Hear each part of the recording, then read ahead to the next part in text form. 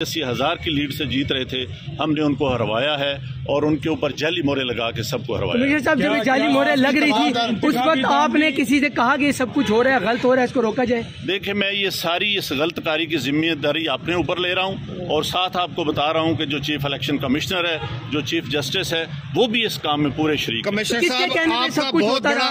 ये इतना सब कुछ जो हुआ आखिर किसके कहने पे होता रहा? आप क्यों प्रेशर में थे? किसने ऐसा किया? मेरे ऊपर कोई दबाव नहीं है। मेरे बाप दादा भी अंग्रेजों के खिलाफ और सिखों के खिलाफ जंगें करते रहे हैं, लड़ते रहे हैं ये मुल्क बनाने के लिए।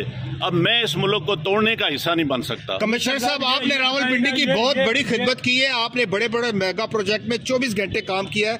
ये बताइएगा कि आपको कमिश्नर चीफ इलेक्शन कमीशन दबाव में ला रहा था कि ये करें सारे काम, लोग जीतों को आपने हराया, आपको नींद कैसे आती रही? किस तरह आपका जमीर जाग गया? देखिए, मैंने रावलपिंडी के लिए 14-14, 16-16 घंटे काम किया है। मैंने यहाँ रिंग रोड बनाया है, ददोचा डैम बनाया है, होली फैमिली हॉस्पिटल बनाया है, जिमखाना बनाया है, मैंने लारी अड्डे बनाए हैं, मजदूरों के लिए सेंटर बनाए हैं, मंशियात के अड्डे सेंटर बनाए हैं। सब कुछ मैं अपने मुल्क की बेहतरी के लिए करता रहूं, लेकिन आखिर पे मैंने जो इस मुल्क के पेट में छुरा घूंपा है, मुझे वो सोने नहीं देता। मैं ये सुकून की मौत बर्बाद करता हूँ।